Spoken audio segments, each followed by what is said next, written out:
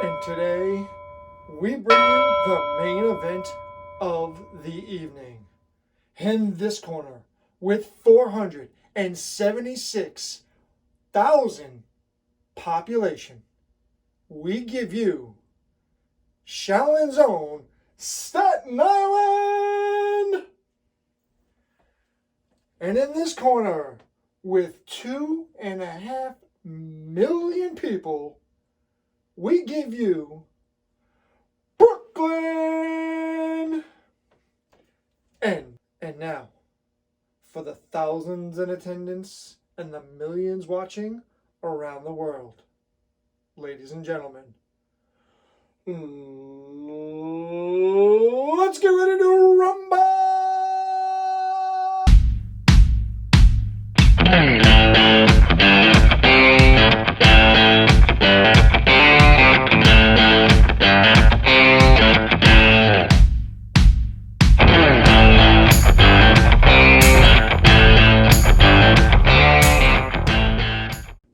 Hey, what's up everybody? Hope you enjoyed that little intro to the video today. Hey, today we are going to talk about the differences or who wins and who loses between Staten Island and Brooklyn. So hopefully you guys enjoyed that intro, but hopefully you enjoy this video even more. So do me a favor, hit that subscribe button below and hit that little bell, because anytime we do a new video, you'll get notified right away. And who knows, maybe next time I'm going to do Staten Island versus New Jersey, Staten Island versus the Bronx, Staten Island versus Long Island. Who knows what kind of video that I'm going to do next. But the only way you're going to know is if you hit that subscribe button. So we appreciate it. Hey, my name is George S. Wonica. I am a local realtor right here in Staten Island, New York. And I get so many people who are just moving here left and right. And I just love it. So if you're looking for any information right here in Staten Island, New York, shoot me a text, send me an email, send up a smoke signal if you have to. But do me a favor, give me a buzz, let me know, and I'll do what I can to help you. And by the way, if you happen to curious about a specific area in Staten Island, you never know. I'm shooting new videos almost every day on different areas in Staten Island and what it's like to live there. So drop a message in the comments. Let me know if there's a specific area in Staten Island you want to know a little bit more about, and that might be our very next video. Hey, and don't forget, one of the best tips that I can give is comparison to Staten Island and Brooklyn is at the very, very end of this video. So don't make sure you miss it. So hey, today we're going to be talking about Staten Island versus Brooklyn. What are the positives to Brooklyn? What are the positives to Staten Island? And hey, we're even going to go talk about some of the negatives of both Staten Island and Brooklyn. I've already done a video on the pros and cons of living in Staten Island, but what is it like living in comparison to living in other boroughs? Well, let's check it out right about now. With a population of over 2 million, Brooklyn is the most populous borough in New York. If art, culture, food, and people watching are in your wheelhouse, it's kind of hard to beat Brooklyn. It's a big city that feels like a cluster of small towns all tied together in a swelling sense of Brooklyn pride.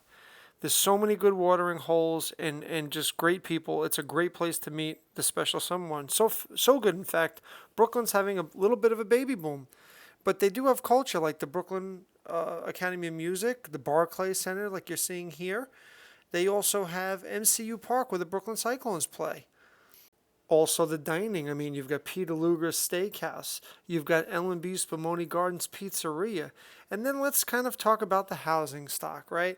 So Brooklyn is known for a lot of its brownstones and its attached houses, but there's a lot of nice houses in Brooklyn.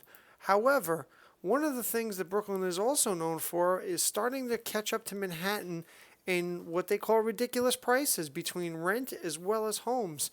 A lot of the times people are being priced out of Brooklyn for a lot of different reasons. One is it's very easy to get into Manhattan from Brooklyn with public transportation, meaning you've got your subway stops, you've got your buses and all of that sort of thing. So what ends up happening is a lot of those people that can't afford Manhattan, they go over to Brooklyn. And the people are being priced out of Brooklyn. Where are they coming? They're coming over to Staten Island. Now, Staten Island's always the last borough listed, and it's constantly throwing its elbow to nudge New Jersey back from taking over as New York's fifth borough. It's actually the smallest one in both size and density, and has a completely different vibe than the other four boroughs. One of the things about Staten Island, though, which is kind of hard to argue about, is it's not really accessible to the New York City's metro system, the subway system. But it's hard to argue against the Staten Island Ferry because it's open, it's free, it's consistent, and if you want to have a drink or a snack on the board, they'll sell it to you without too much of a big deal. But it is also one of the far quietest and least expensive borough, which does make it very, very attractive to people.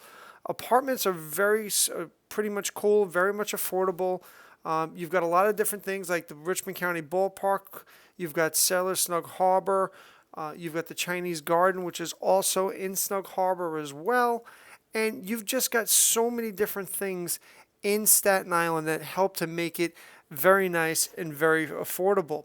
The one problem, though, that Staten Island does have, unfortunately, though, is it will disappoint you because the hustle and bustle of those other boroughs, if that's what you're about, and not being able to jump on a subway car, sometimes people don't like that, and that's the difference sometimes with the negative of a kind of Staten Island, because we do not have a subway here. So if you like your car, that's kind of how you're getting around. So as far as the houses go, it's definitely much more affordable than a lot of the other boroughs, especially Manhattan, especially Brooklyn, where prices are going out of insane. But you've got to be able to deal with those cons. So, who wins this race today? So, who wins this battle of the boroughs, if you will? Well, if you're looking for something that's kind of like living in the city with quick access, you don't really care too much about what the price is, and you're just looking for a more urban feel, then guess what? Brooklyn is the place where you want to be looking for. But if you're also looking for that city feel, but also a little bit more on the suburban side, a little bit more reasonable pricing, and just, overall a little bit more laid back feeling, then Staten Island is the place for you. Hey, I want to thank you for watching this video today. We really appreciate it. And again, don't forget, make sure you hit that subscribe button below so anytime we do a new video, you're going to get notified right away. So that being said, we hope you have a great day and wait for the next video. We'll see you soon.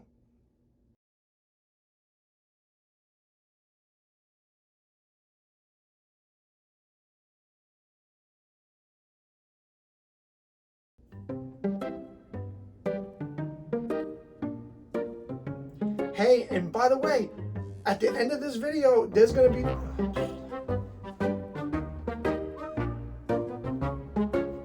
on every... So, hey,